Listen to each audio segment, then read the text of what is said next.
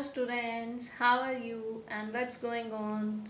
I hope that you all will be studying at your home and doing creative works at your home. On the behalf of Paramount Public School, today I am going to teach you one new topic of editing and errors and omission. It is also related with our previous topic of subject-verb agreement. Both are mandatory for the same. So are you ready to learn this new topic? Let's start with our topic editing errors and omissions. Editing errors and omissions. There are no specific rules for solving editing and omission. Okay students, you have to deep understanding and knowledge of the grammar to solve editing errors and omission. But however, there are certain things to keep in mind while solving them. But we could keep certain things in our mind to solve them. So some points to remember are that first, editing is generally done during proofreading. Then it can be of two types, error or omission. A short text with is one error or omission in each line is given to you to solve. Numbered blanks are provided with each line for writing the corrected or omitted word. And how you will identify? Identify the error or omission keeping in mind the PPX rule. Now all students are thinking about what is this PPX rule. So I am going to explain about this PPX rule. PPX rule, whether you are solving error or omission, you should keep in the mind this rule. First P stand for preposition. Second P stand for pronoun.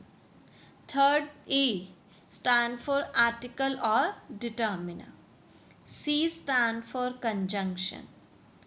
T stand for tense or verb forms like singular or plural, and S stand for spellings. These points are very important while you solve a editing or omission. Now, after reading the passage, identify the tense and see whether it is appropriate to the context or not. But students, I have taken some small rule for your help. Look, first rule is check the subject verb agreement. If the subject is agreeing with the verb or not. Then second rule is to plus verb first form. We usually saw that whenever to infinitive is used, it is followed by verb first form only. Then modals. Modals plus verb first form. Whenever modal came in your sentence, it will also follow verb first form. Then conjunction while. While. When while is used, we use while for connecting two sentences together. So when two sentences are joined with the word while, we have to be careful that in the second sentence there will be verb first form and ing should be there. Then next rule is often confusing, but you have to be careful by this way. Is, am, are, was, were, will be, shall be. They all will follow verb first form and ing if they are given in the active voice. But if they are given in the passive voice, then they will follow verb third form with them. You have to check whether the given sentence is in the active voice or passive voice. Then came the turn of articles. We know that articles are of three types, a, an, or the.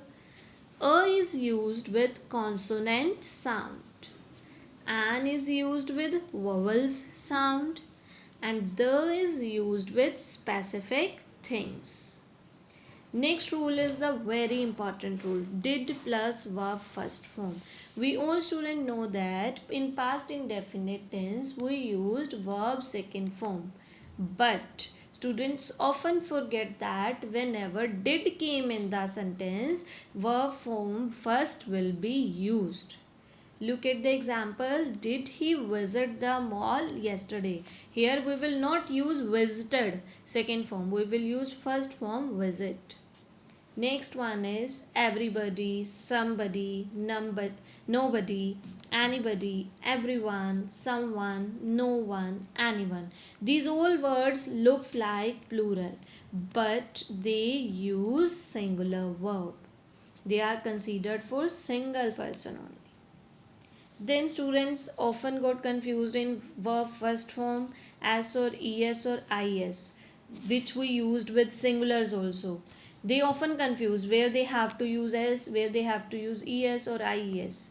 So verb ends with y. Which verb end with y? Then we add ies. And verbs ends with o, s, x, ch, sh. There add es.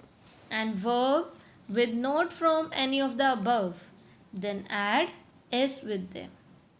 And students, remember that with plural subject, verb first form will be followed. And then came the turn of conjunctions. Conjunctions are connecting words which help to connect two sentences or phrases together. Remember that when two sentences are joined with help of conjunction, if first sentence will follow verb first form, then second will also follow verb first form. There could not be difference between them. If first sentence will follow verb second form, then other sentence will also have verb second form. Same verb third form in first and third in second sentence, verb third form must be there. If verb first form and ing is given in the first sentence, then in after conjunction, whatever the sentence is given, there must be verb first form and ing. Now students, we are going to do one sample editing. Look. Dolphins and killer whales has learned elaborate routine. In the first sentence, one error is given. And what is that error? Look, dolphin and killer whales. They are two nouns joined with the conjunction, so they have to follow plural verb. But here singular verb has is used, so we change it with incorrect has, will change with correct have. To entertain aquarium audiences, they are taught by man to being given more scientifically. In second line, there is no blank is given. It means there is no error in the second line. There is the error in the third line, by men to being given more scientifically. Being is incorrect. It will change with word be. Intelligent than me in scientific. Here then will be changed with tha and then. Then is used for comparison.